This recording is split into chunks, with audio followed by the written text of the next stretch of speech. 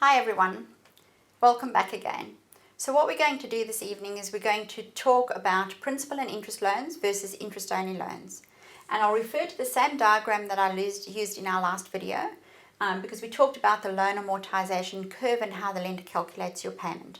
And if you recall, we worked out that 100% of our loan repayment was $1,760.26.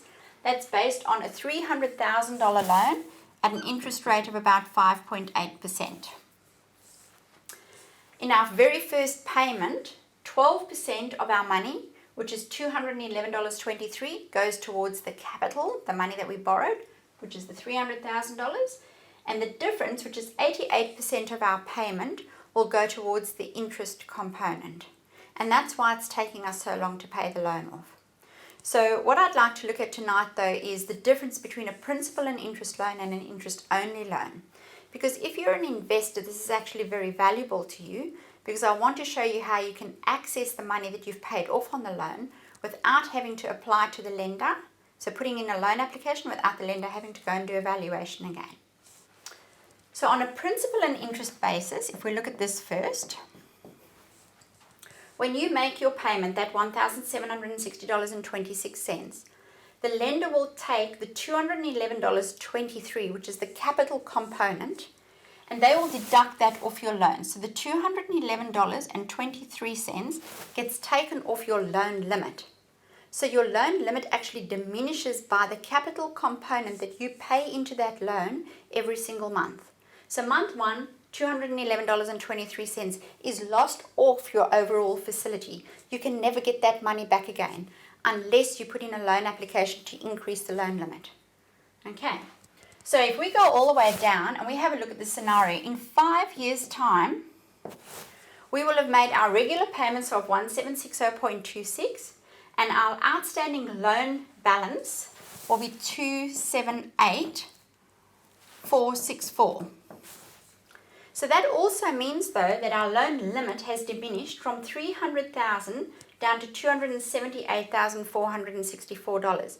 So the gap between that and that, we can't get back to. Okay? So this is what happens with a principal and interest loan. Now, say, for instance, we've put a lot of extra money into our loan and we've actually bought the loan all the way down to $220,000. So this is what we owe on our loan. We can go and put in an application to redraw the excess funds that we've paid into that loan and take the loan back to what the limit is, the new limit, $278,464.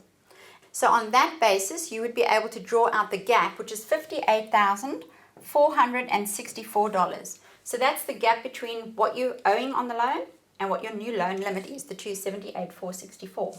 So that's what you can get to. That's with just putting in an application for a redraw facility. Or on a line of credit facility, it would be taking out the amount of money that was available to you. Now that's on a principal and interest loan. If, however, you had your loan set at an interest-only payment, then the payment that you would have to make to the lender would be the $1,549.03. And that would be the interest-only amount that you're paying to the lender. That means your loan does not diminish unless you put capital payments in it to bring it down. Okay? But with an interest-only loan facility, your loan limit of $300,000 stays intact. It actually never diminishes like this facility does. So that's the added advantage of taking an interest-only loan. If you then pay your loan down to $220,000, if we looked at the difference between the two, there is $80,000 over there that you can access without putting in a loan application or the lender having to do a valuation on your property. Now, if you're an investor, you really would want to be able to access not just the extra money that you put in, but take it all the way back to the $300,000. So here we can get back to $80,000, and in this scenario, we can only get back to $58,464. So I would recommend to anybody who is an investor to set your loan repayments on an interest-only loan. However, you need a facility that enables you to put extra payments into that loan and not be penalized for it. So that everything extra that you put in to bring that balance down, you can redraw again and take it back to the $300,000. So I hope that's been of use to you, and we'll catch up again in a few days' time. Thank you.